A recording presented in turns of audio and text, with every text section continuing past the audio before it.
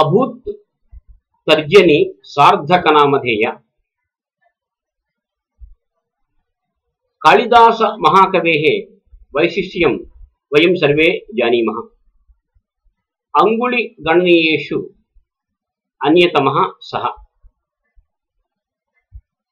अस्माकं पंच अंगुलयः सन्ति। कनिष्ठिका, अनामिका, मध्यमा, तर्जनी, अंगुष्ठिका।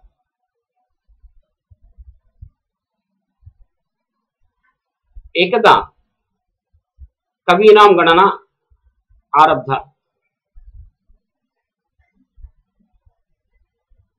प्रप्रथमतः कालिदासः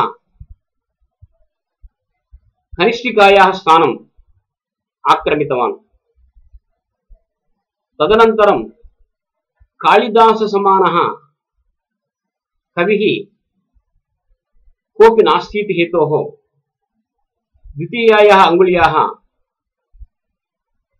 अनामिका इति नाम सार्थकम् अभवत्।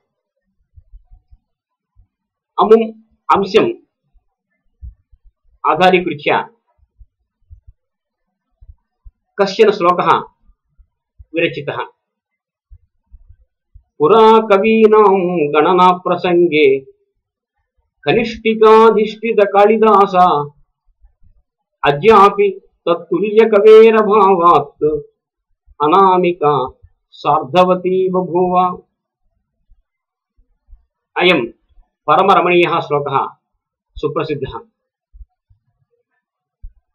परन्तु समाजे केचन सन्ति ते अंगुष्ठिकातः आरभ्य गणनां कुर्वन्ति। तेषां विषये का कथा इति चेत् तेषामपि उपयोगाय आन्ध्रदेशीयेन सुप्रसिद्धेन कविना एकः श्लोकः वर्णितः। तस्य कवेः नाम अत्तिलि गोपालकृष्णमाचार्यः।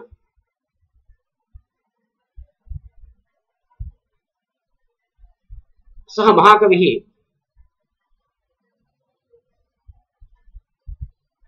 एकं महान्तं श्लोकं विरचितवान्।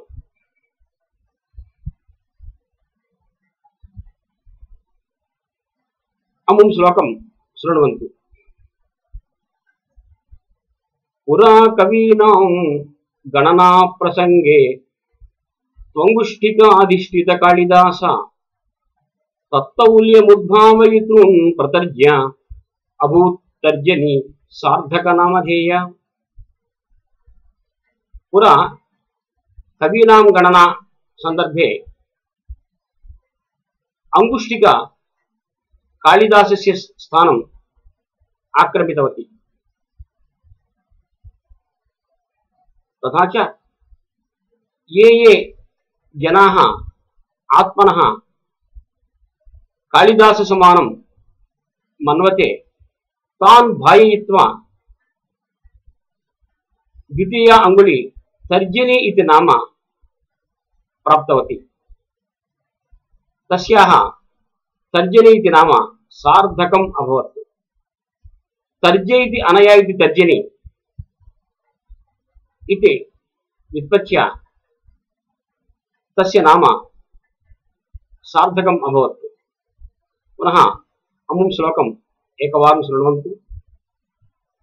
पुरा कवीनां गणना प्रसंगे अंगुष्ठिकाधिष्ठित कालिदास तत्तौल्यमुद्भावयितॄन् प्रतर्ज्य अभूत् तर्जनी सार्धक नामधेय। अहो कविताचात्री नाम। धन्यवादः।